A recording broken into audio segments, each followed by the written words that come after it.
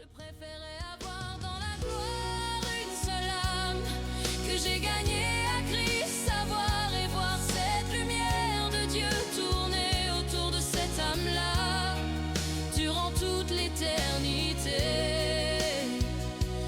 et avoir mon nom associé à cela. Pasteur Capé Vincent, bonjour. Bonjour Frère John Katz. Merci d'avoir accepté de répondre à notre invitation pour répondre à cette question cruciale de l'heure, l'enlèvement ainsi que la résurrection. Est-ce que, Pasteur Capé, vous êtes prêt à répondre à toutes les questions des enfants de Dieu que j'ai amenées ici justement pour éclaircissement tout autour de la parole? Merci d'être venu nous voir pour cette interview. D'accord. Et nous vous disons que nous sommes prêts pour répondre à n'importe quelle question qui s'élève dans les esprits des enfants de Dieu. D'accord, merci pasteur. Alors, c'était quoi la pensée du prophète lorsqu'il voulait révéler les mystères autour de l'enlèvement ainsi que la résurrection? Est-ce que vous nous donnez dans quelques minutes que puis s'en suivra la série de questions et réponses? Quelle était son idée?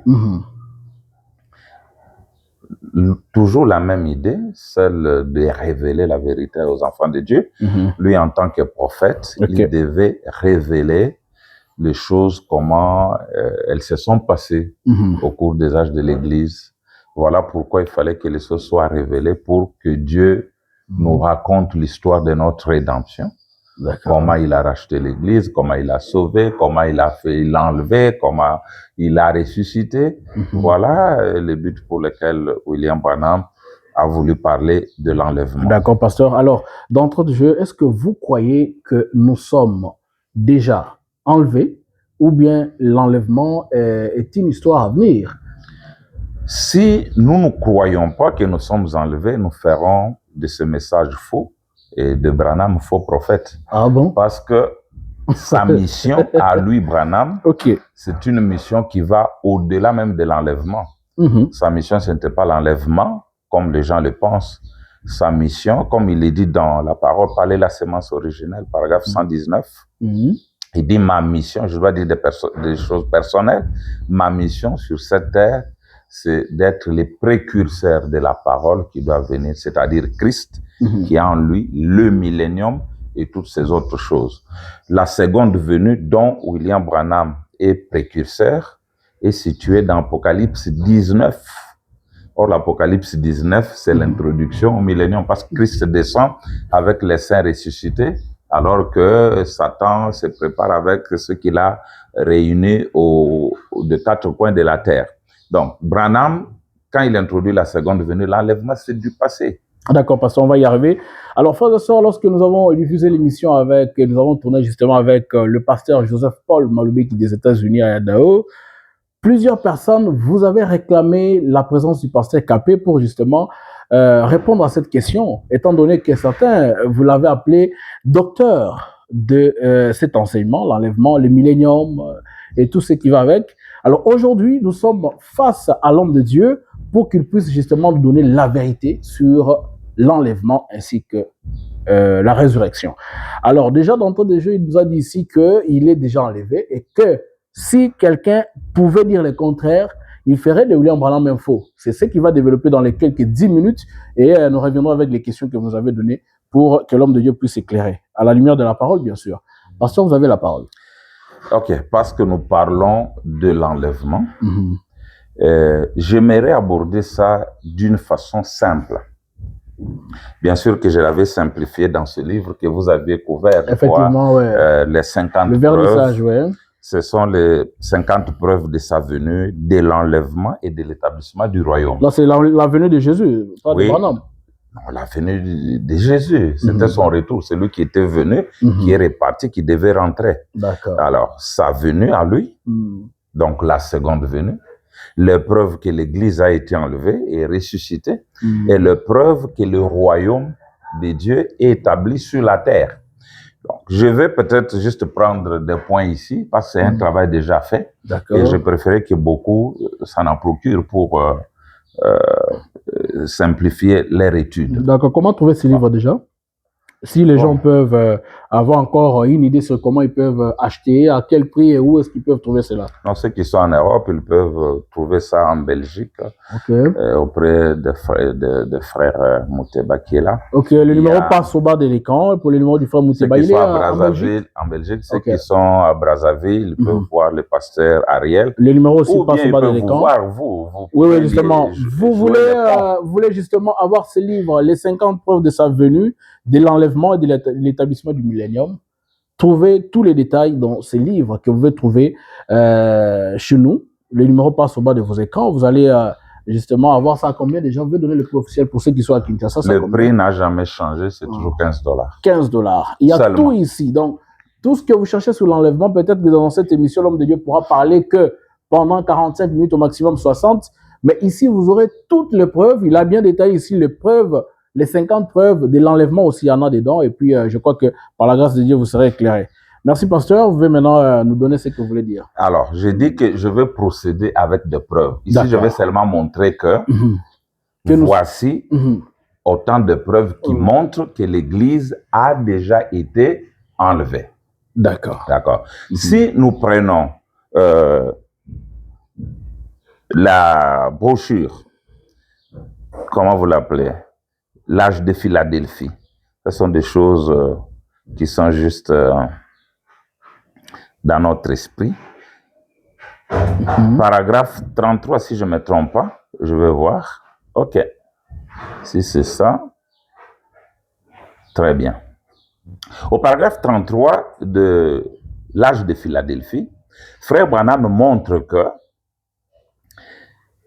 et puis je vais lire carrément la citation, et puis demain soir, lorsqu'on sera à la fin, juste à la fin, vous remarquerez que l'ange apparaît au temps de la fin. L'ange là, c'est lui, et seulement au temps de la fin, afin de réprimander l'Église pour avoir perdu son premier amour, et pour s'être éloigné de Dieu, comme on l'a fait là. Paul est arrivé à la fin de son âge, Irénée à la fin de son âge, Branham vient aussi à la fin de son âge. Quand bien même beaucoup veulent perpétuer cet âge-là jusqu'à l'infini, mais quand le messager apparaît, c'est déjà la fin de l'âge. Voilà, il dit, pour s'être éloigné de Dieu, comme on l'a fait là, tout au long des âges.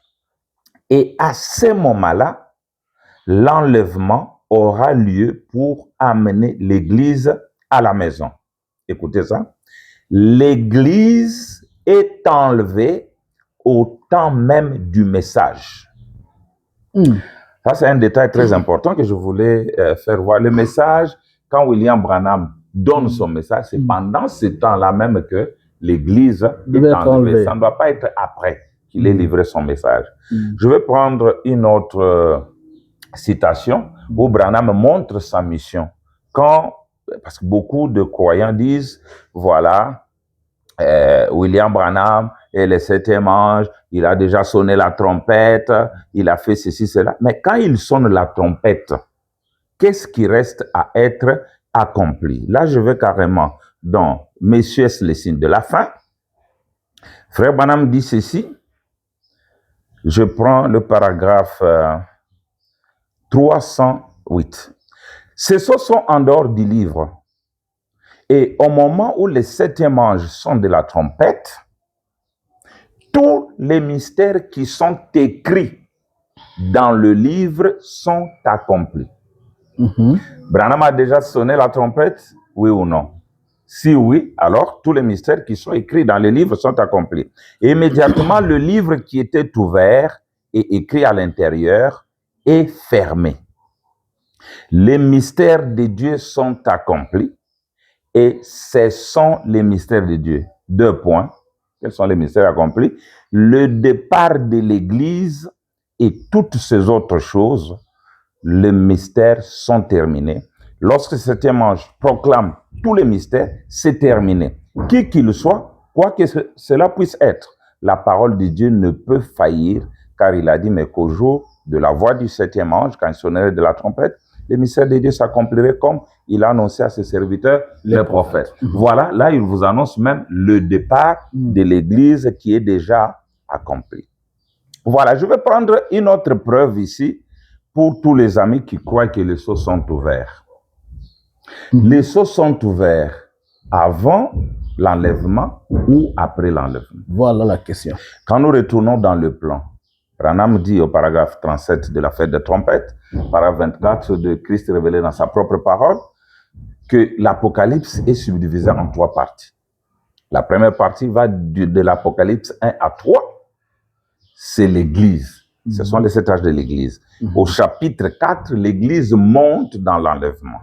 Et vous verrez que pendant la première période, là, on ne mentionne ni le trône, ni les livres encore scellés, parce qu'on était sur la terre. Mais quand Jean monte au chapitre 4, parce que Jean était le représentant de toute la famille terrestre qui devait entendre cette voix monter ici, c'est là qu'il voit le trône dans le ciel, quelqu'un assis, les 4 êtres vivants tout autour, les 24 anciens, une légion d'anges, et le livre était encore fermé. C'est dans l'enlèvement qu'il a entendu les cris qui dit « Qui est digne de prendre le livre et d'en rompre le sceau ?» Et vous verrez que au ciel, il n'y avait personne, sur la terre, il n'y avait personne, et Jean a pleuré. Il a pleuré quand? Dans son enlèvement. C'est pour vous montrer que l'enlèvement, ce n'est pas tout. Parce qu'au paragraphe 50 des instructions de Gabriel à Daniel, Frère Branham dit qu'après l'enlèvement, il reste à révéler la rédemption. Maintenant, je pose la question aux frères.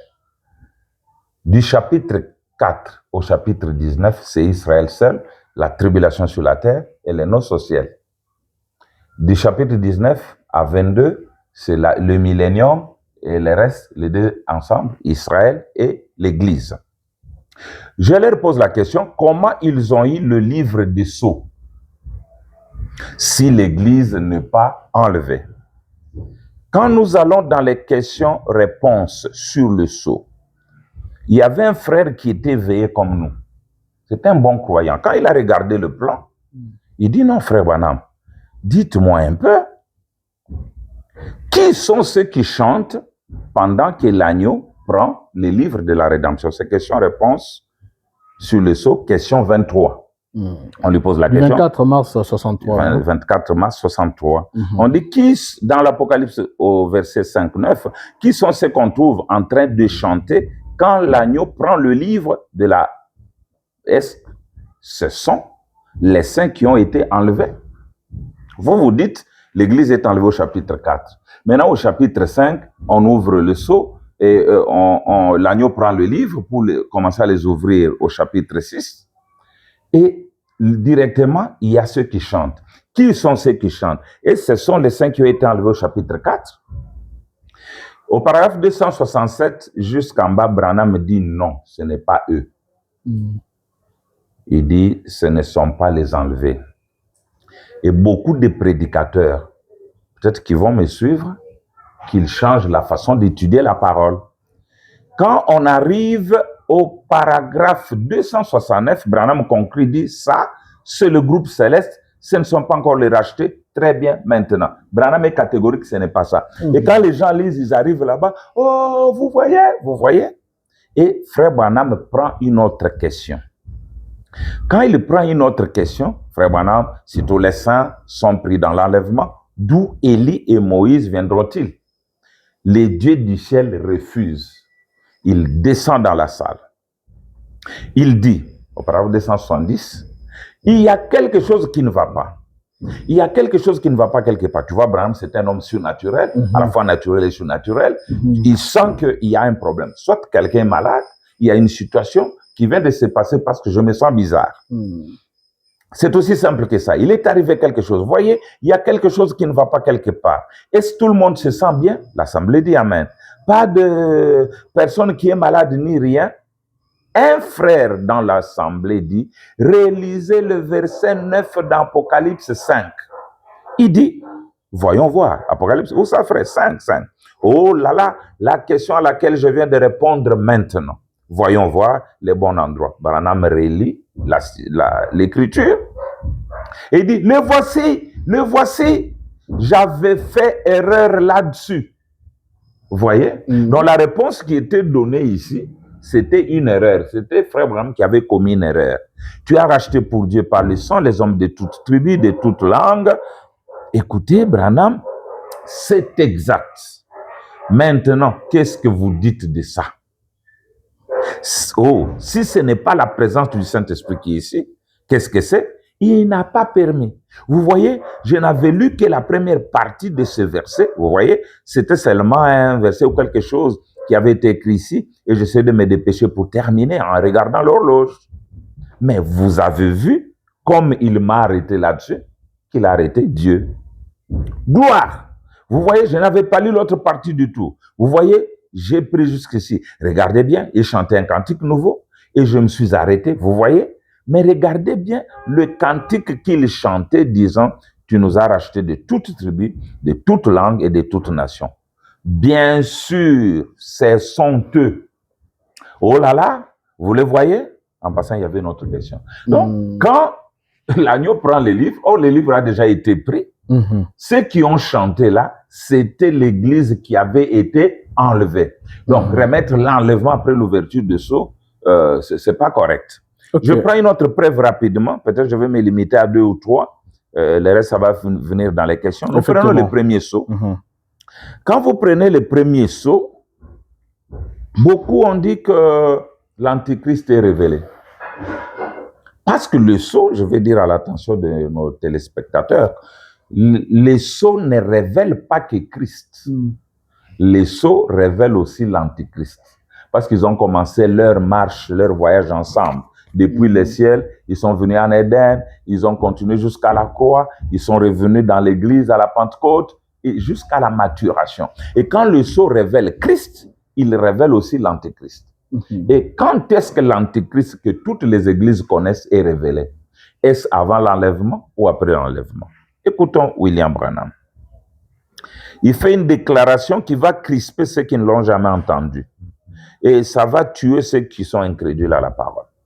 Frère Branham, au paragraphe 82, nous descendons jusqu'au paragraphe 93 ou 93. Il dit ceci. Vous allez les lire après. Quelle déclaration! Vous lisez tous les paragraphes, mais moi j'ai lu juste 93, 93 pour aller vite. Quelle déclaration! Oh là là! Une fois l'épouse enlevée, c'est là que cet homme de péché va se révéler. Donc la révélation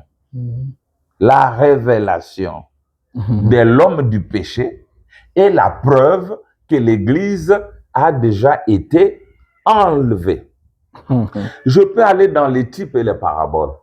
Tout ce que nous avons ont des types, ont des paraboles. Et au paragraphe 337 de Dieu dévoilé, William Branham dit tous les types de la Bible et toutes les paraboles de la Bible sont manifestées ici même devant nous. Tout devant.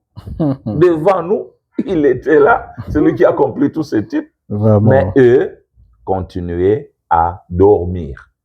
Mais c'est normal, Dieu ne nous donne pas un projecteur pour marcher avec, il nous donne une lanterne qui nous éclaire pas à pas. Nous ne disons pas que tous ceux qui nous ont prêché avant avaient mal prêché, non. Ils ont prêché ce qu'ils pouvaient faire. Mais au fur et à mesure que nous avançons, la révélation grandit. Donc, il ne faut pas que les gens restent crispés dans ce qu'ils avaient connu, qu'ils évoluent. Parce que si William Branham part et que l'Église reste, lui qui est Eliezer, qui devait amener l'Église dans les airs, c'est que Dieu et Branham et les messages ont failli. Nous devons quitter les messages, rentrer dans le monde. Vous voyez, il y a beaucoup de choses que je peux dire. Je ne sais pas si j'ai déjà fait mes 10 minutes ou pas. Oui, vous avez un peu débordé. Pasteur, merci d'avoir pour les quelques preuves que vous avez données ici. Nous rappelons encore que ça a été trouvé dans ce livre, les 50 preuves. Je peux avoir les livres, pasteur. Les 50 preuves de sa venue, de l'enlèvement et de l'établissement du royaume. Ce livre qui est déjà disponible dans plusieurs pays. D'ailleurs, notamment, on a cité ici de Brazzaville, Belgique. Il y a aussi ici à Kinshasa, vous pouvez retrouver ça en nous appelant au numéro qui passe au bas de vos écrans. Alors, pasteur, nous allons justement rappeler quelques points ici que vous avez évoqués. Vous avez dit ici que pendant que le message est donné, l'Église est déjà enlevée. Aujourd'hui, William Branham n'est pas sur terre, il est déjà dans l'au-delà. Pour une personne qui n'a pas connu William Branham pendant qu'il prêchait, est-ce qu'il peut se croire aussi être enlevé, étant donné qu'il n'était pas là quand William Branham lui-même était sur terre? Merci pour la question. Je sais que C'est la question que nous rencontrons souvent, qui embarrasse les gens.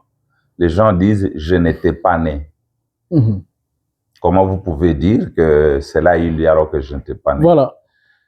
Nous leur disons que Dieu fait tout par représentation. C'est ça même ce que Branham a soutenu dans tout son message. Nous n'étions pas en Éden. Celui qui a mangé le fruit de l'arbre, c'est Adam et Ève.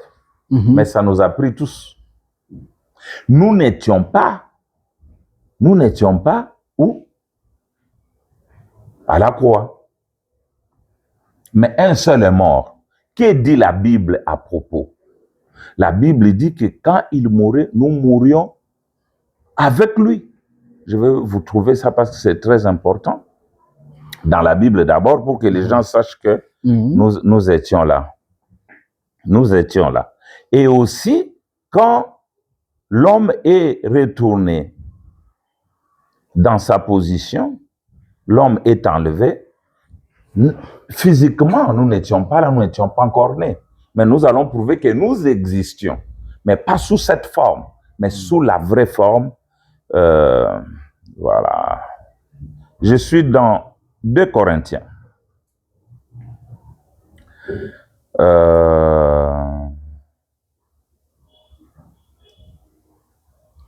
Je crois que je vais trouver ça rapidement.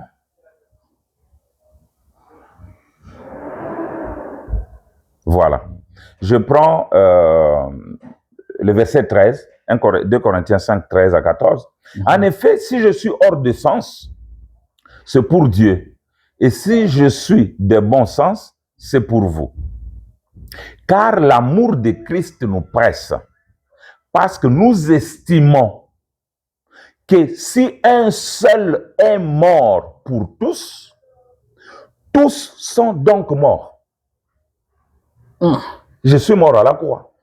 Vous êtes mort à la croix. Même ceux qui me suivent là sont morts à la croix. Et pourtant, c'est un seul qui est mort. Et dans 1 Corinthiens 15, verset 22, écoutez ce que dit la Bible. Je vais répondre par la Bible pour que les gens comprennent. Au verset 22. Il dit ceci, et puis nous allons couronner ça par une citation du prophète. Et comme tous meurent en Adam, tous meurent en Adam, de même aussi tous revivront en Christ. C'est toujours la représentation. Frère Branham, dans la condamnation par la représentation, il dit que Adam nous a représentés dans les péchés et Christ nous a représentés dans les saluts, etc. Maintenant, pour conclure par la citation du prophète, nous allons dans le 3e sceau, paragraphe 35. 3e sceau, là, Frère Branham montre que même l'intercession, quand Jésus intercédait, parce que l'intercession est déjà terminée, ça les gens doivent le savoir, l'agneau a déjà quitté le trône, il n'y a plus le sang sur le trône, mais les gens continuent à naître. Ils vont dire, Christ n'a pas intercédé pour nous. Branham dit ceci, paragraphe 35. Alors il s'avance, etc. Jean n'a plus pleuré, je prends le milieu. Il a regardé cet agneau, c'était un agneau immolé. Il avait déjà été tué, mais il était de nouveau vivant.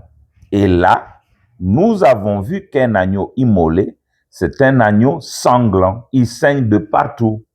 Il a été immolé. Et après avoir été immolé, il était ressuscité.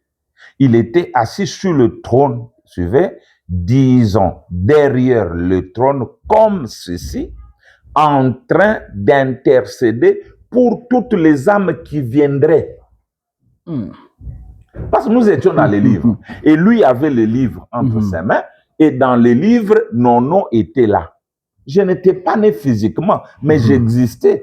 Il savait que je viendrais sur la terre. Il a même déjà intercédé pour moi. Oui, là, c'est clair, parce qu'on a compris. Mais il s'avère que la question de l'enlèvement, c'est comme le salut. C'est une affaire individuelle. Est-ce qu'il consisterait aujourd'hui de dire que nous étions tous représentés, c'est-à-dire, comme William Branham était en train de prêcher, que lui était enlevé avec ceux qui étaient avec lui en son époque, ils étaient enlevés et que nous aussi, qui venons par la suite, nous serons aussi enlevés par une manière de représentation. Est-ce que ça, là, ça concorde avec l'histoire du salut qui est individuel? Oui, même le salut qui est individuel. Qu'est-ce que ça signifie?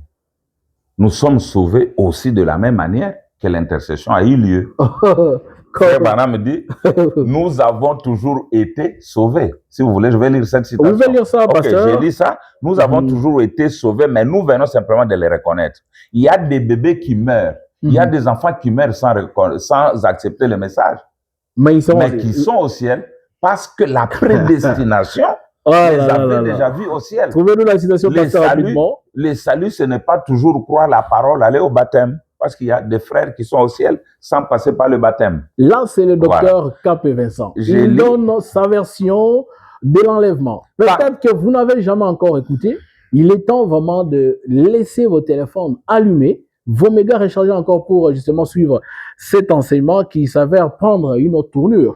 Parce que Capé, vous avez la parole. Voilà, nous sommes dans la demeure future. Parce que les gens pensent qu'ils ont été sauvés. Aïe, aïe, aïe. Ils croient qu'ils sont sauvés aujourd'hui. Tel jour de gloire, quand Jésus m'a sauvé. Non, même à la croix, nous n'étions pas sauvés à la croix.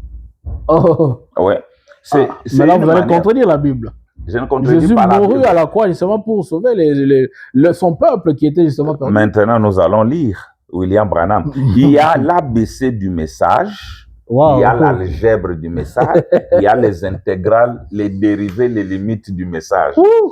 Paul dit, quand j'étais enfant, je parlais comme un enfant. Je faisais tout comme un enfant. Mais quand j'ai grandi, je fais disparaître.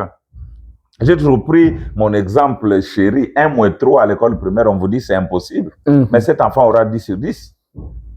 Mais quand je monte de classe aux humanités, je vais montrer que 1-3, c'est possible. C'est -2. L'enfant va dire, mais comment tu peux dire ça, papa? J'ai dit, oui, je t'arrache d'abord le seul téléphone que tu as et tu as ma dette de 2. C'est pourquoi je mets les signes négatifs. Nous sommes dans la demeure future, prêché le 2 août 64, le paragraphe 232. William Branham dit ceci, pour ceux qui aiment William Branham. La voilà, votre sainte convocation. Rien à voir avec les choses littérales.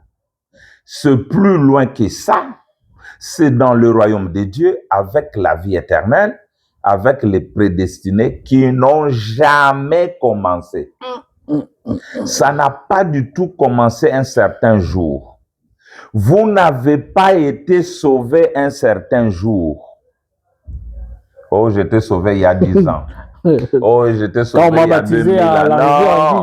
Vous avez toujours été sauvé. Abraham dit Amen. Maintenant, qu'est-ce que Jésus, c'est la question que vous m'avez posée, qu'est-ce que Jésus a fait à la croix? Jésus est venu simplement racheter ça. Mais vous étiez sauvés dès le commencement parce que vous aviez la vie éternelle pour commencer.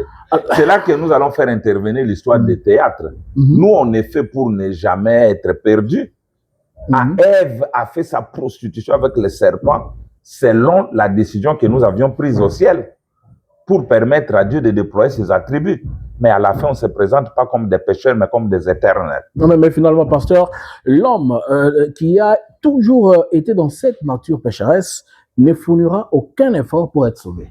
Ou bien pour aller dans l'enlèvement, parce que d'après ce que vous avez dit, nous avons toujours été sauvés, nous avons toujours été enlevés, et par représentation, vous l'avez ici soutenu avec le prophète. Donc finalement, on peut vivre comme on veut, connaître toutes sortes de vies, mais et on se dira qu'on est toujours sauvé.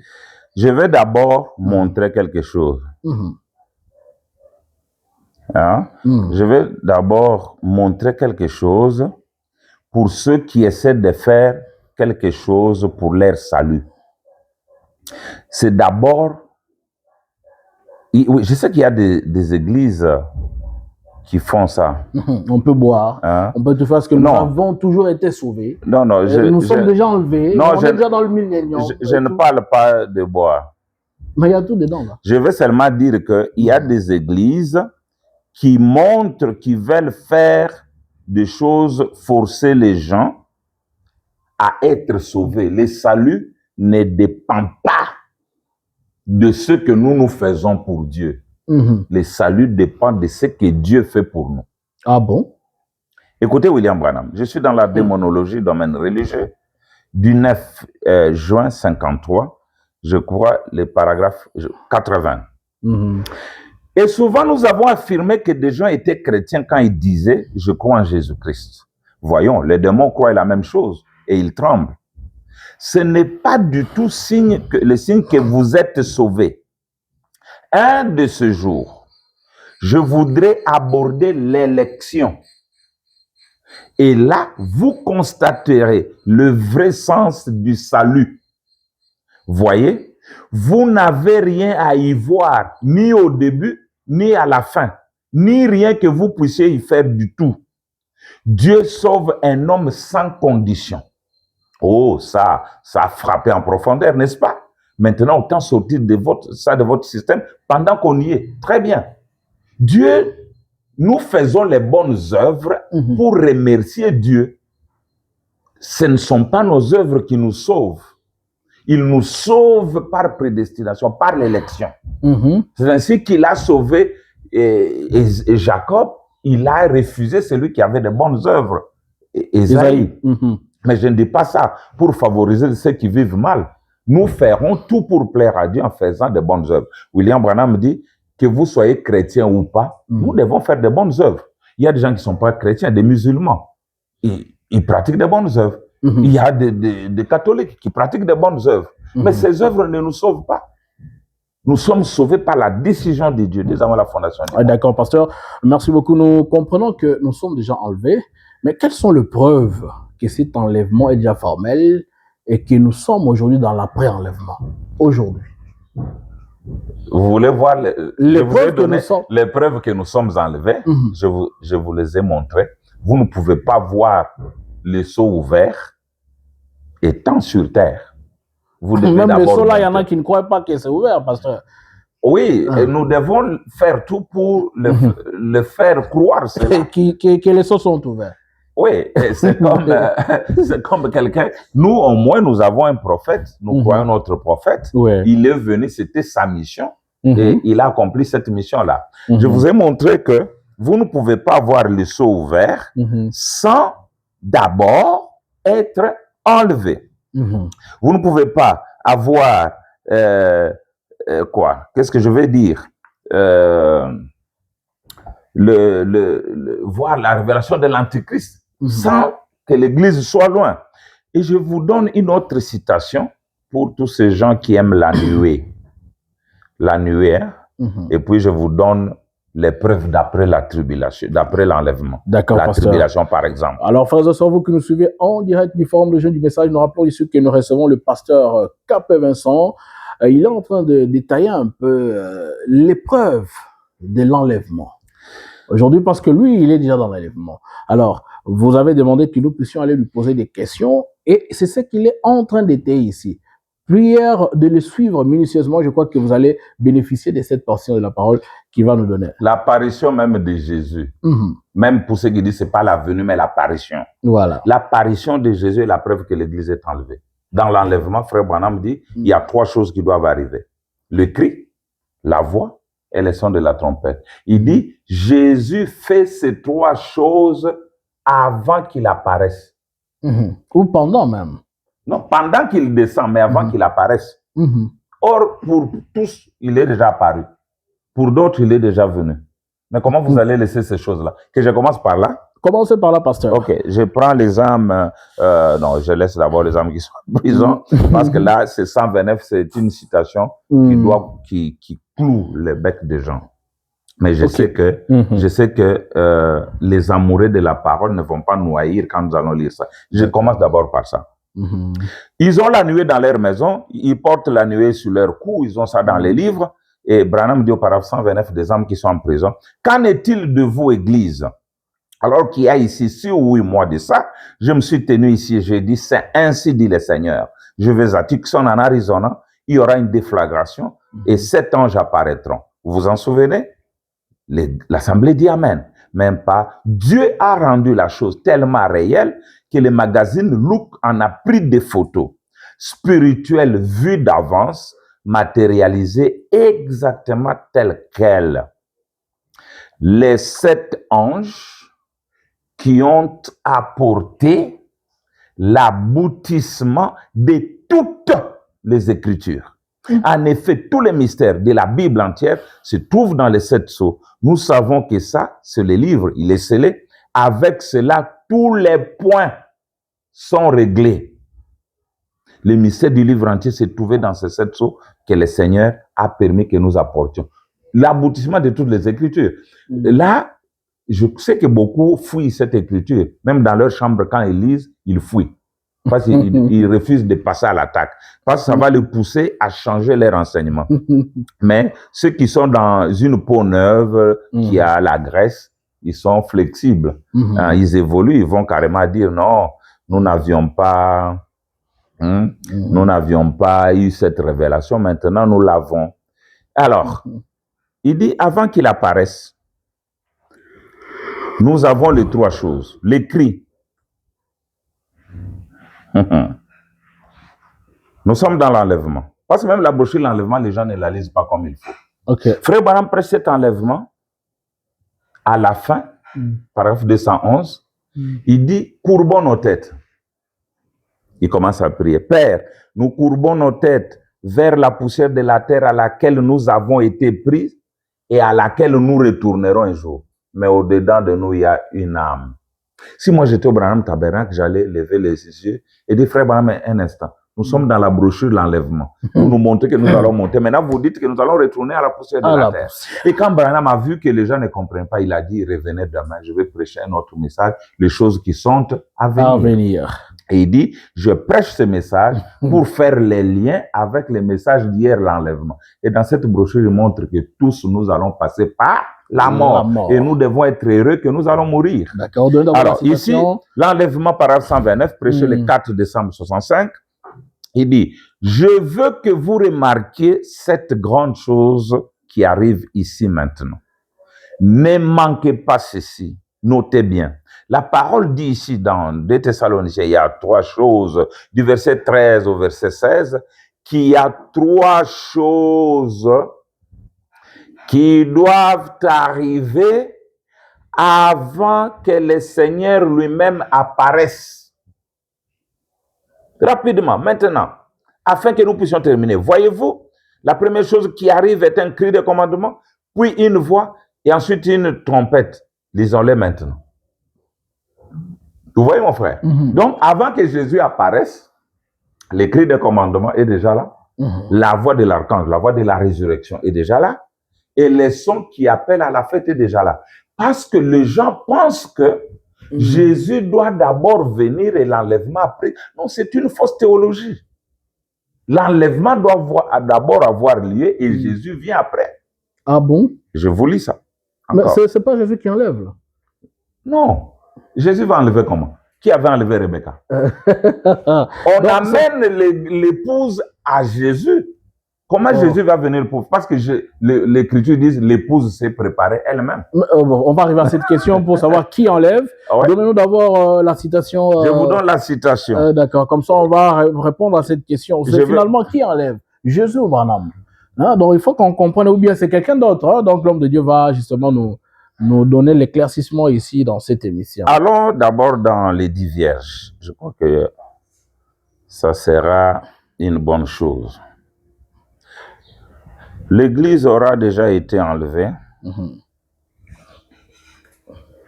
Voilà. Nous sommes au paragraphe 34 des 10 vierges. William Branham dit ceci, c'est Christ qui introduit le millénium. Il est le fils de la prospérité. Quand il viendra, alors débuteront les 1000 ans. Pour beaucoup, il est venu, mais les 1000 ans n'ont jamais commencé. Là, vous parlez du millénium. Triste histoire.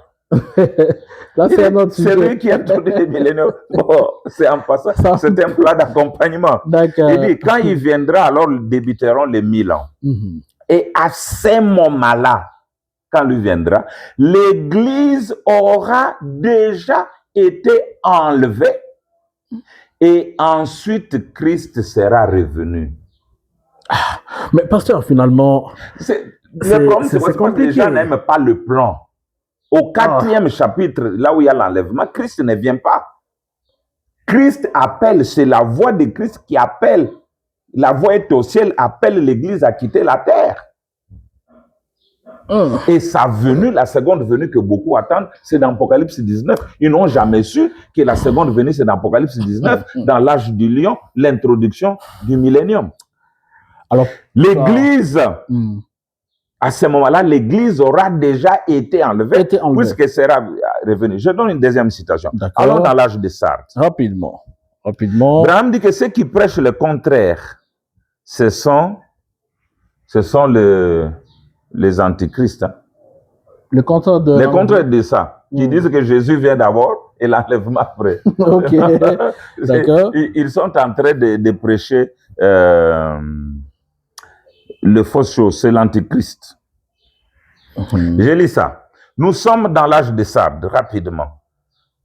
Ailleurs, s'il y a beaucoup de questions, on va à 1h30, c'est pas grave.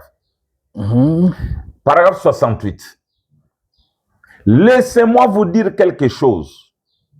La Bible dit que lorsque Jésus viendra, avant qu'il vienne, il s'élèverait de faux prophètes. Et il s'élèverait également de faux Jésus. C'est vrai. Voici ici. Mais laissez-moi un peu placer ceci dans votre cœur. Je prie que Dieu place ceci dans votre cœur, vous qui nous suivez. Jésus ne mettra jamais son pied sur cette terre avant que l'Église ne soit partie dans l'enlèvement. Ils disent, oh, le Seigneur a ramené Jésus sur la terre. Maintenant, nous serons dans l'enlèvement. Écoutez, nous continuons à lire. Laissez-moi un peu placer ceci dans votre cœur. Jésus ne mettra jamais son pied sur cette terre avant que l'Église ne soit partie dans l'enlèvement. Maintenant, ne l'oubliez donc pas, car il s'élèvera de faux Christ. Mais Jésus ne sera pas ici sur la terre. En effet, la trompette sonnera, il ne viendra jamais. Nous le rencontrerons dans les airs. L'Église est déjà enlevée. Et alors, lorsque Jésus apparaîtra, ce sera le retour. Bon, déjà là, il parle de quelle venue? Parce il paraît qu'il y a 3 venues. Oui, là, il parle de quelle venue? Donc, avant que la venue, de mettre les pieds sur la terre, c'est sa seconde venue, la dernière venue. Parce que la venue de l'enlèvement est une venue secrète. Non, mais il y a 3 venues, pasteur. Il y a 2 venues, il y a 3 venues, il y a une venue. C'est là qu'on beaucoup pensent que vous philosophez le message, pasteur. On ne philosophie pas. Soyez clair dans ce que vous dites, il y a une venue, 2, 3, et finalement, les enfants de Dieu doivent être focalisés. Mais parce que nous parlons de l'enlèvement. Effectivement. Okay. Cette venue dont il est fait mention dans l'âge de Sardes. C'est ça la venue qui ramène Jésus sur la terre. La deuxième. La seconde. Et la dernière. La dernière. Et la troisième. Parce que la première venue, pour ceux qui connaissent les zodiaques, la première venue, c'est dans l'âge de la Vierge. Et le cercle zodiacal se clôture par l'âge du lion. Branham dit, c'est sa première et sa seconde venue pour les Juifs. Maintenant, parce que les Juifs l'avaient rejeté, leur première venue chez nous, ils rachètent. Et avant qu'il ne retourne dans sa seconde venue, il vient secrètement prendre son épouse. Ce n'est pas une venue qui concerne tout le monde. Mais la seconde venue, c'est ça les lions. Quand vous allez au-delà du lion, vous retournez à la Vierge. Le problème, c'est quoi? Aujourd'hui, tout le monde veut enseigner. Mais c'est risquant. Branham dit que enseigner, c'est dangereux. Tout le monde les autres, c'est bon, ça commence à devenir alléchant. Ah ouais, donc c'est tout le monde qui... Avant, c'était tout le monde voulait être pasteur. Aujourd'hui, tout le monde veut être enseignant. Enseignant. Okay, c'est pas mal, mais nous voulons voir ce que vous enseignez. Vraiment. Un enseignant n'embrouille pas. Alors, il faut que l'Église soit d'abord enlevée et Jésus revient. Et cette venue-là, cette seconde venue, est dans Apocalypse 19. L'Apocalypse 19, c'est la fin de la tribulation. C'est la fin de 3 ans et demi. Branham dit que les 3 ans et demi vont d'Apocalypse 6 à Apocalypse 19. C'est pourquoi moi je veux que tous ceux qui prêchent la seconde venue là, bon, je sais que si nous faisons une grande convention, ils vont fuir, ils ne viendront pas, ils vont trouver des prétextes. Mais il fallait que des ministres s'assoient pour examiner ces choses. Ne l'oubliez pas. Lorsque Jésus apparaîtra, c'est le retour. C'est là qu'il retourne comme roi et reine. Il retourne avec l'Église qui a été enlevée au chapitre 4. Tout celui qui enseigne autrement, comme ça, il est dans le groupe d'Antéchrist. Merci, pasteur. Merci, pasteur. Alors, on veut connaître un peu cet enlèvement que vous prêchez et qui paraît être philosophique, pasteur. L'enlèvement n'est pas philosophique parce que les gens... J'en arrive à la question. J'ai déjà compris votre question. Les gens pensent que il y a là, dans les airs, un endroit où nous irons vivre. Justement, vous prêchez l'enlèvement de quoi, finalement? C'est pourquoi je vais vous expliquer l'enlèvement. D'accord. Il n'y a pas une plateforme là-bas. Vous savez que cette terre est dans l'espace. Bien sûr. Vous savez qu'en dessous de nous, à côté de nous, au-dessus de nous, il y a d'autres planètes. Il y a d'autres choses, oui. Mais la planète qui avait été donnée à l'homme pour vivre, c'est ici. D'accord. C'est ainsi que Branham prêche la demeure future de l'épouse céleste et de l'épouse terrestre. Justement, il faut que les gens comprennent un peu en quoi consiste l'enlèvement. Voilà. L'enlèvement, c'est le rapture. Branham dit que, regardez, dans la Bible anglaise, le mot rapture n'existe pas. Rapture, c'est quoi déjà? Je vais expliquer. Il dit le mot qui est utilisé dans la Bible anglaise, c'est le being caught up. Being caught up, c'est-à-dire être pris littéralement en haut. Il dit, mais le mot rapture, c'est nous qui l'avons introduit là. Un ravissement. C'est lui-même, pardon? C'est pas nous, il a dit nous. Okay. Nous l'avons introduit là. Rapture, c'est ravissement, être ravi. Comme l'enlèvement de Paul, comme l'enlèvement de Branham lui-même. Il était sur les lits avec sa femme dans un corps qui avait la calvitie. Il s'est vu partir, mais le corps qui est resté au lit bougeait. Là-bas, de l'autre côté, à moins de 6 mètres, il y avait un Branham neuf et ici, il y avait un Branham vieux. Il a refusé de rentrer. Et quand il est revenu de son enlèvement, il dit, ici, il pouvait dire à Meda, si Meda est incrédule, Meda, je reviens de l'enlèvement, il dit, quitte-la. Tu étais là, je te voyais, tu ronflais, adossé comme ça, et tu dis que tu étais dans l'enlèvement. Donc, il faut des croyants comme nous pour croire cet enlèvement. Branham dit, j'appelle ça une vision. Mais ce n'est pas une vision, c'était une translation. Donc, l'enlèvement, c'est la translation. C'est la translation. Le changement des corps. Bien sûr. Et des dimensions aussi, c'est ça? Voilà, c'est ça la citation que j'ai préparée pour vous ici. Branham veut refuser l'enlèvement que beaucoup ont prêché. C'est ça, de ce corps ici. Nous, ce corps ici, on parle des habits qui ne vont pas peut-être partir, donc on va monter. C'est cet enlèvement. Les habits restent, je ne sais pas si c'est ceux qui nous verront partir, ils verront quoi finalement et tout. Ça, c'est un enlèvement évangélique. Quand on prêche l'évangélisation pour toucher les cœurs des gens, frère, de ce jour tu vas rester, vous verrez des tombes ouvertes comme ça, nous allons monter. C'est une manière évangélique de prêcher. Mais quand on enseigne pas des choses comme ça. Branham dit, dans Christ et le mystère de Dieu, et Christ est révélé dans sa propre parole, paragraphe 63. Un de ces jours, vous découvrirez qu'il ne considère pas une distance de 150 millions d'années-lumière non plus, mais il se déplace en formant un cercle. Exactement. Là, il termine avec les hommes des sciences. Il dit exactement, vous découvrirez, ça c'est le monde religieux, que lorsque vous allez au ciel, vous ne faites pas simplement vous envoler vers quelque part ailleurs. Prédicateur, est-ce que vous ne pouvez pas quand même changer votre façon de prêcher? On ne s'envole pas pour aller quelque part ailleurs, mais vous êtes encore ici aussi, seulement dans une autre dimension plus rapide que celle-ci. Monte ici. Jean quitte la terre. Il commence à percevoir les choses d'en haut. Jésus leur dit, quand je vous ai parlé des choses terrestres, vous n'avez pas compris, mais qu'en est-il quand je vous parlerai des choses célestes, des choses plus profondes. On monte dans une dimension supérieure. C'est ça l'enlèvement. Et Branham dit que pour l'église épouse, l'enlèvement est une révélation. Et Dieu ne révèle la chose que quand elle est déjà accomplie. Voilà, mon frère. Alors, les gens nous ont prêché, nous allons monter là-bas, il y aura une table kilométrique avec la nourriture en train de... Mais c'est justement, on a enlevé pour ça, aller aux noces de l'agneau, participer à cette noce et tout. Et, apparemment, ce que vous dites là, c'est-à-dire, nous sommes dans une dimension où on est enlevé, on peut traverser de l'autre côté, mais la chair ici souffre. Ok, très bien. L'enlèvement des gens de premier exode, c'était la chair? l'esprit ou l'âme. Et qui était enlevé dans les temps anciens? Enoch, peut-être. Enoch, Élie. Et ils étaient partis où? Ils avaient fait quoi là où ils étaient partis? Je te pose la question. Non, mais justement, parce que nous avons 3 exodes qui sont liés à cet homme ici. Moïse, dans son premier exode, il a traité seulement avec la chair. Parce que c'est ce qui embrouille les gens. La chair, l'adultère dans la chair, la convoitise dans la chair, l'idolâtrie dans la chair, tout dans la chair. Mais quand Jésus vient, son exode n'était plus un déplacement physique d'un lieu à un autre, comme celui de Moïse. Ils étaient toujours là, mais ils ont fait un mouvement. Ils ont quitté la condition spirituelle vers un baptême spirituel. C'est ça leur exode.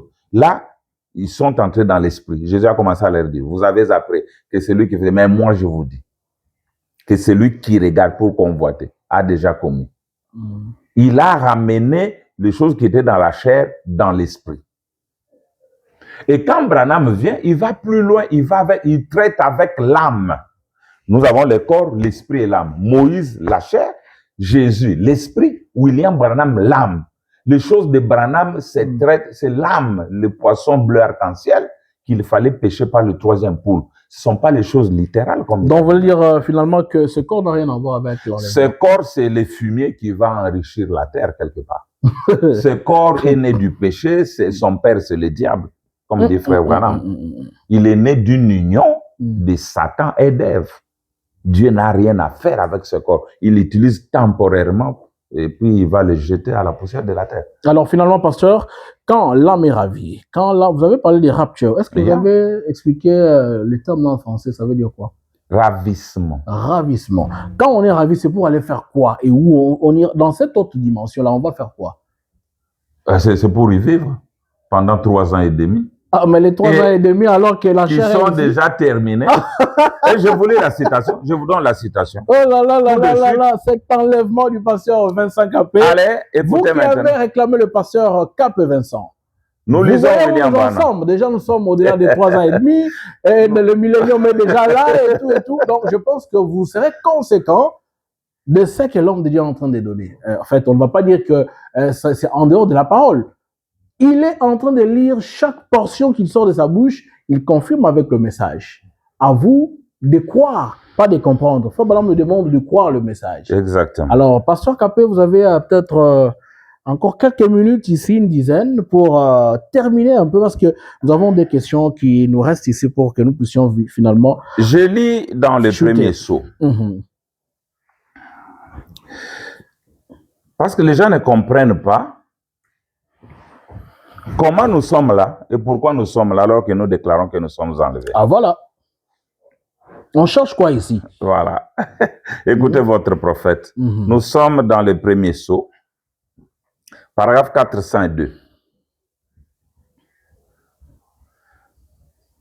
Et au même moment où le diable est précipité et s'incarne dans un homme, le Saint-Esprit monte, parce que celui qui est enlevé, le Saint-Esprit monte et redescend dans des hommes de chair. Amen. Oh là là, quel moment glorieux. Lui descend, il s'incarne dans un homme. Nous sommes enlevés. L'Église monte et redescend dans des hommes de chair, dans une nouvelle terre. Et aujourd'hui, nous n'allons pas aborder la question de la nouvelle terre, parce que la nouvelle terre, c'est encore un mystère très profond. Branham me dit, vous êtes une nouvelle créature dans un même vieux temple. Nous sommes dans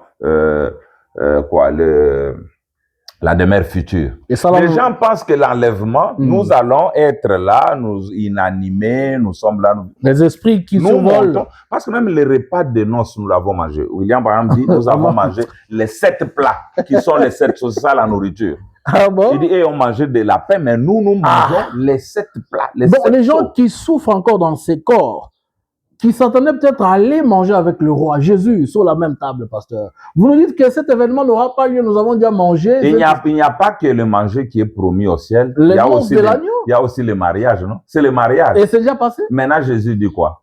À la résurrection, les hommes ne prendront pas de femmes. ils seront comme des anges, il n'y a pas de glandes sexuelles là-bas. Ces choses passent du philéo à l'agapao. C'est ce que dit Frère Branham. Les gens doivent arrêter de prêcher des choses comme des dénominationnels. Mais il n'y aura pas de noces de l'agneau, pasteur. Les noces ont eu lieu. Et le mariage a eu lieu. Le mariage de l'agneau d'abord, c'est quoi? Ah, vous nous répondre, pasteur, c'est vous qui répondez. Ok, je vous réponds. D'abord, le mariage de l'agneau, ce n'est pas ce que les gens là pensent. Cherchez-nous un peu quelque chose à lire en rapport avec cette question, pasteur. Parce que je vois un frère qui s'inquiète, qui a déjà perdu espoir. Pour lui, il se disait que non, j'ai souffert tant sur cette terre et qu'il s'attendait peut-être à aller au ciel dans cet enlèvement où on l'a accroché. Toutes les promesses ont été renvoyées de l'autre côté, tous les bonheurs du monde. Mais aujourd'hui, il se retrouve face à ce que vous êtes en train d'exposer, en train de voir qu'il va perdre cet espoir finalement, pasteur. Les gens, oui, son espoir doit renaître. Pour faire quoi encore? Parce que Branham a prêché enlevé cet espoir. L'union invisible. Le mariage, là, c'est une union invisible de l'époux céleste et de l'épouse terrestre. Finalement, écoutez maintenant votre prophète. Pasteur. Je suis dans Dieu confirmant sa parole du 16 août 64. Okay. Paragraphe 236. Pour que vous puissiez comprendre ce que le mariage d'abord. Si ce mariage n'est pas naturel, comment Jésus est un époux? Si vous le prenez dans le littéral, Jésus c'est un homme, non? Il avait un sexe mâle. Et toi, tu as un sexe mâle. Comment tu peux être son épouse? Si c'est littéral. Donc, vous ferez l'homosexualité. Vraiment. Bon, ou vous, comme vous êtes marié, là, vous dites, OK, votre femme, vous pouvez la laisser être la femme littérale de Jésus? Impossible. Ah, vous voyez? C'est que ce mariage-là, Jésus n'est pas notre époux pour nos chairs, il est l'époux de nos âmes. Écoutez, frère. C'est une pensée pieuse. Hein? Maintenant, souvenez-vous, là, ce n'était pas Jésus qui parlait à Abraham, OK? La citation, je vais juste un peu lentement, rapidement plutôt. Et Jésus a dit ce qui arriva du temps de Sodome. Suivez attentivement maintenant. Du temps de Sodome arrivera de même à la venue du Fils de l'homme. Quand le Fils de l'homme sera révélé. Ce ne sera plus en tant qu'Église, voyez? Ce ne sera plus le cas. L'épouse est appelée, voyez? En ce jour-là, le Fils de l'homme sera révélé. Pourquoi? Pour relier l'Église à la tête, unir le mariage de l'épouse. L'appel de l'époux retentira juste à travers ceci, quand le Fils de l'homme descendra et viendra dans la chair humaine pour unir les deux ensemble. Vous pouvez continuer. Maintenant, vous attendez quel mariage? Maintenant, si ce mariage est spirituel comme ça, avec les âmes, vous voulez que la nourriture soit littérale. D'accord, pasteur, merci beaucoup. Une fête littérale avec des jupes, des blouses, des robes. D'accord, avant que vous puissiez répondre à la dernière question de savoir qui enlève, ou bien qui nous a enlevé, finalement, c'est comme si vous êtes en train de prêcher un enlèvement comme dans un rêve, où on peut vivre toutes les bonnes choses dans le rêve et dès que vous êtes réveillé, finalement tout part. Est-ce que, pasteur, on peut retenir que cet enlèvement n'a pas, je ne dirais pas d'essence, mais ça ne va pas profiter au fait aux croyants? Est-ce que d'abord ta chair est croyante? Est-ce que l'homme croit? La chair ici croit? Parce qu'il y a trois sortes de croyants. L'incrédule, la chair, les soi-disant croyants, votre esprit, et l'âme qui est le croyant. Vous ne pouvez pas prendre les choses qui sont attribuables aux croyants, vous les donnez à l'incrédule. Ça, c'est l'hybride Ésaü qui ne croit jamais, un mulet. Il ne peut pas croire, la chair ne croit jamais. Elle ne croira jamais. Et Branham dit, cette chair n'a pas la vie éternelle. Dans question-réponse sur les Hébreux. La chair n'a pas la vie éternelle. Mais on a pris les espoirs. Ce sont des mauvais enseignements qui ont donné les mauvais espoirs aux gens. Maintenant, ils doivent être réveillés par nous. Qu'ils comprennent qu'on les a accrochés à de fausses choses. Maintenant, ce corps doit mourir. Après la destruction de ce corps. Et c'est votre fin? Non. Les vrais vous commence son travail. C'est alors que ces choses que je prêche, les gens vont les vivre dans les vrais eux, pas dans le faux. Ceci, ce n'est pas le vrai vous. 100 et 6, les choses qui sont à venir. Branham dit, le vrai vous se trouve en vous. C'est l'Esprit de Dieu. C'est celui-là qui a la vie éternelle. C'est celui-là qui doit vivre ces choses-là. C'est l'âme, c'est ça? Oui, celui-ci doit mourir. L'âme, c'est l'Esprit de Dieu? Oui, vous n'avez jamais su ça. Vraiment, on me dit que nous sommes passés par une trinité. Vous allez dans l'attitude de qui est Dieu. Nous sommes sortis de l'invisible. Nous sommes devenus un halo de lumière.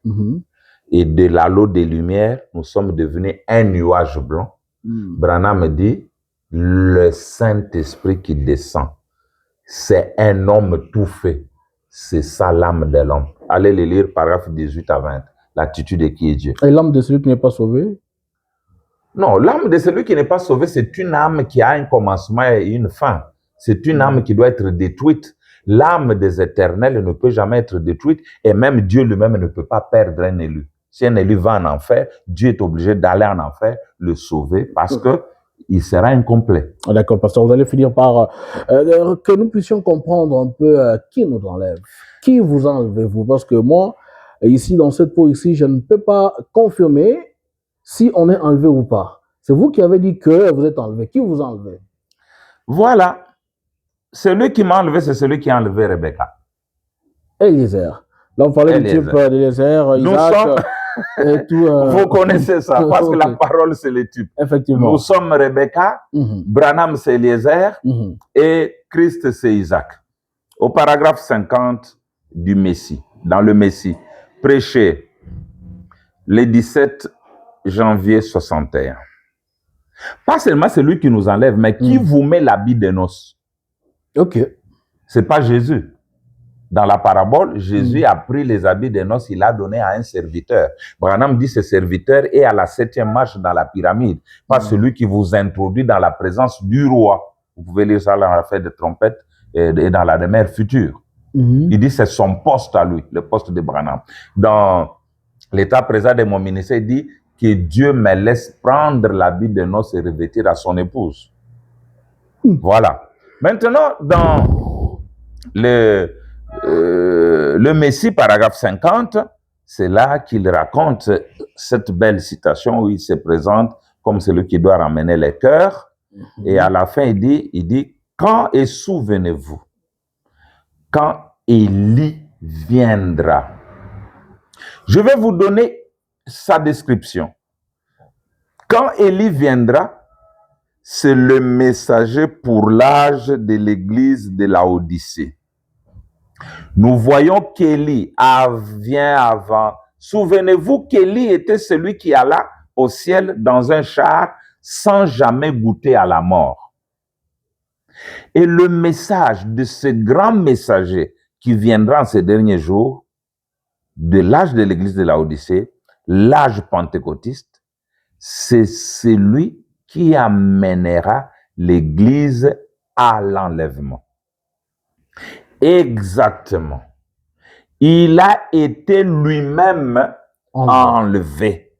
Et il ira avec l'église dans l'enlèvement pour vous présenter à Isaac. C'est son travail.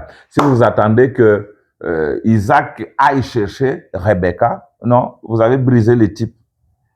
Il y a un serviteur fidèle sur lequel Abraham, Dieu le Père, a juré, qui représente le Saint-Esprit. Il n'est pas allé seul, il est allé avec les chameaux, une puissance, la parole. Arrivé là-bas, nous avons nourri cette parole et les chameaux ont transporté Rebecca avec Eliezer. Pour finir, pour cette question, peut-être qu'il y en aura encore, l'espoir de Rebecca était sur Eliezer. Et l'espoir d'Isaac était sur Eliezer. Si, en venant, Rebecca pouvait dire, mon Seigneur, qui est celui-là? Et c'est lui mon mari. Et que Eliezer disait, non, c'est pas lui. Ça, c'est son serviteur. Qu'est-ce que Rebecca allait faire? Elle allait croire parce qu'elle n'avait jamais vu Isaac. Sa confiance était dans cet homme. Et si Isaac pouvait dire, c'est elle mon épouse? Et qu'Eliezer disait, non, ton épouse vient après. Ça, c'est la première partie du convoi. Eliezer et Isaac allaient croire. Parce que sa confiance était dans Eliezer. Alors, mes pasteurs. Et Jésus et nous, notre confiance est dans William Marion Branham. Ah, mais... Sans lui, je vais dire quelque chose qui va choper les gens. Okay. Si vous ne suivez pas Branham, vous êtes perdu. Vous êtes perdu. Parce que Branham me dit, croyez-vous que je suis la vérité? Pas Jésus. Parce que c'est lui le chemin, la vie et la vérité. Jésus était la vérité pour son temps. Je suis le chemin, la vie et la vérité. Oui, c'est ça. Il est le chemin parce qu'en prêchant, étroite est la porte, il a montré, étroite est la porte, là, c'était la difficulté de croire Dieu dans la chair humaine. Non, mais Jésus, il est tout en tout, pasteur, dit la Bible. Vous pensez que Branham, c'est seulement Branham? Branham est plus que tous les autres prophètes. Il est Eliezer, il est messager. Il est tout ça. Il est la sommation. Il présente Jésus, vous l'avez dit, pasteur. Vous pensez qu'il le présente comme Jean-Baptiste? Voilà Jésus. Voilà l'agneau de Dieu. Il est en lui. Ah, il présente, voici l'agneau de Dieu qui ôte les péchés du monde. Merci beaucoup. Donc, nous vivons dans un temps glorieux, que les gens soient seulement souples pour croire la parole. Alors, finalement, pour chuter, pasteur, j'aimerais avoir votre avis au sujet de ceux qui sont en train d'attendre encore ces grands événements. Ils appellent ça grand événement. Et ils se disent que si quelqu'un vous enlève cet espoir de la venue de Christ pour justement enlever son épouse, celui-là vous a finalement tué. Qu'est-ce que veut dire ce bien-aimé? Il y a beaucoup de pasteurs aussi, il faut les reconnaître, dans ces camps de ceux qui attendent encore l'événement de l'enlèvement. À ceux-là, vous pouvez aller adresser. Nous sommes d'abord en train de dépeupler les camps des attentistes. C'était pas facile. Ça fait plus de 2 décennies que je tiens ces vérités. Je les prêche contre vent et marée. Incompris jusque-là. J'ai très compris. Nous sommes nombreux maintenant, très nombreux. Sous chaque nation, il y a des croyants de ces choses. Et je ne dis pas que les gens qui ont prêché ces choses, qui continuent à attendre, sont perdus, non. Parce que je venais de vous lire que le problème du salut, c'est un problème électif. Mais je sais que tous les anciens qui meurent aujourd'hui sont en train de regretter pourquoi parfois ils m'ont combattu. Mais ils ne peuvent plus revenir pour dire à leurs croyants que croyez ce que Capé dit, c'est la vérité. Ce n'est plus possible. Mais ils ont compris que c'est eux qui disaient, moi, je ne mourrai pas, je serai là. Parce que c'est vous qui n'avez pas de questions pour me poser. Il fallait me poser la question sur nous ne mourrons pas tous. C'est comment j'allais vous expliquer ce que ça signifie. Mais vous n'avez plus de temps. Peut-être vous allez faire l'émission bis. Parce que les questions ne sont pas assez nombreuses. Maintenant, ce que je vais dire, beaucoup, par orgueil, ne veulent pas changer. Mais ils savent que ce que je dis est la vérité. Si ce n'est pas le cas, je leur demande de m'affronter. Ceux qui m'affrontent sont peu nombreux. Et ils connaissent... Non, mais on dit que vous êtes dans les fausses doctrines et qu'on ne peut pas... Vous êtes déjà... Bon, enfin, on ne dira pas perdu, mais vous êtes en train d'exposer votre ignorance, au fait, au public. Nous sommes venus, chaque chose, je l'ai soutenue par la parole. Non, ils disent que vous comprenez autre chose, on vous lisait autre chose. Vous savez comment l'Autriche se cache? La tête dans l'herbe et tout le reste dehors. Hein?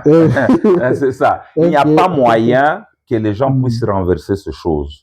Parce que c'est la vérité. Ils savent que c'est la vérité. Même Branham lui-même, s'il revenait, il ne va pas changer ça. Dieu lui-même aussi ne va pas changer ça parce que c'est la vérité.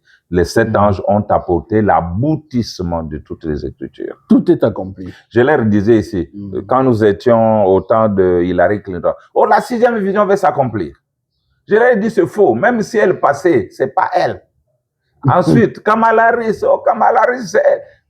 Vous voyez, Dieu les a confondus. Et vous trouvez parmi ces gens-là ceux qui croient la seconde venue. Or, Branham a dit, Dieu m'a montré cette chose qui doit arriver avant le retour de Jésus. Mais ils croient que Jésus est revenu. Ils attendent la 6e vision. Ils croient que Jésus est revenu.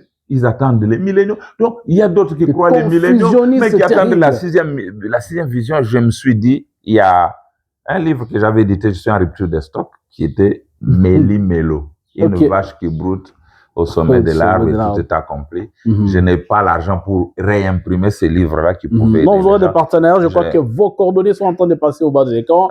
Les frères et sœurs qui veulent soutenir ce que vous faites. Souvent, je donne aux gens là gratuitement en PDF, mais je crois que les durs comme ça, c'est aussi bon. D'accord. Vous pouvez monter avec à la chair. Alors finalement, vous allez conseiller quoi, c'est bien aimé? Parce qu'il y a beaucoup de pasteurs qui ne veulent pas perdre cet espoir ici. Le problème, c'est quoi? Pour l'enlèvement. Les croyants ne sont pas obligés de se cramponner à ce que croit leur pasteur. Frère Branham dit que si votre pasteur ne prend pas la parole, dites-lui de prendre la parole. Nous allons accorder au pasteur la dernière parole. Est-ce que vous avez quelque chose à adresser aux enfants de Dieu qui nous suivent en cet instant net en rapport avec la question sur l'enlèvement? Je vais dire aux croyants que j'ai cru ce message très jeune. Je n'ai pas connu, j'ai sauté la jeunesse. Nous avons grandi avec la rigueur des parents sans connaître la vie ici du monde. Et aussitôt, nous sommes entrés dans le message. Pas pour blaguer, pas pour être perdus. Nous sommes sérieux avec ce message.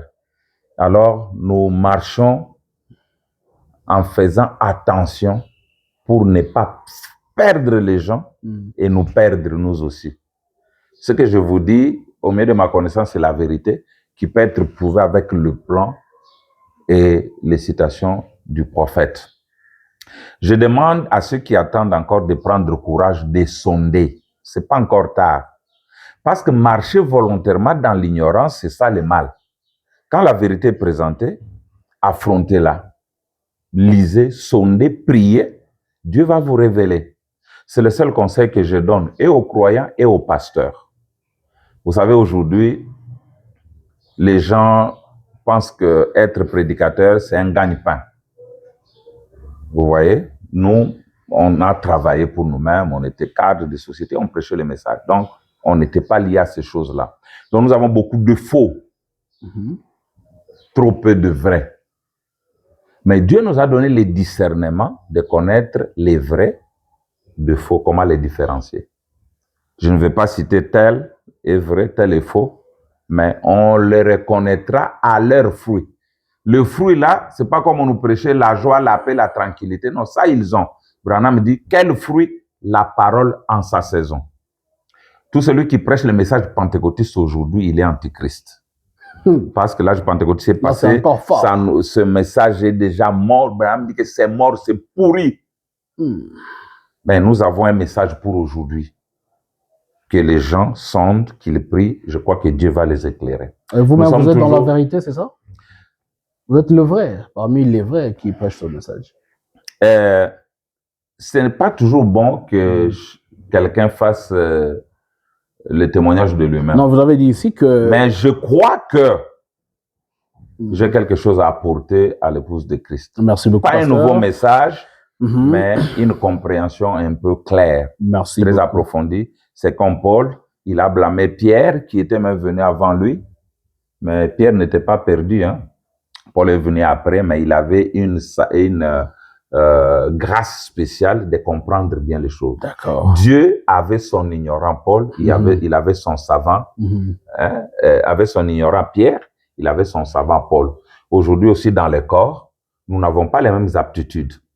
Les gens, ils ont besoin d'un enseignement sur telle ou telle chose, pourquoi eux-mêmes doivent les donner? Ils peuvent appeler quelqu'un qui maîtrise ces choses pour enseigner son église. Parce que le ministère, c'est dans le corps universel de Christ, ce n'est pas seulement dans un corps local. Celui qui a besoin de comprendre tout est accompli, le passage obligé, l'enlèvement, la résurrection. Je suis là et j'ai des collègues qui croient bien ces choses, ils peuvent aussi les inviter dans leurs églises. Merci. Merci beaucoup, pasteur. Alors, frères et sœurs, vous qui nous avez suivis depuis le début, nous rappelons qu'ici, notre invité, le pasteur Vincent Capé, berger du Nouveau Jour Tabernacle, c'est ça votre église? Nouveau Jour Tabernacle, Colombe Blanche Tabernacle, tout ça. Alors là, vous nous ramenez encore dans Colombe Blanche Tabernacle. Bon, tout ça. Alors dites-nous, pasteur, où en êtes-vous avec justement ces dossiers? Est-ce que vous avez récupéré l'église des Victoires? Est-ce que vous êtes à quel niveau, pasteur? Dans la prochaine émission. Merci. Alors, nous vous disons merci pour le temps nous accordé. Que Dieu vous bénisse. Je rappelle, à la présentation, c'était votre frère John Katz. À la prochaine. Bye.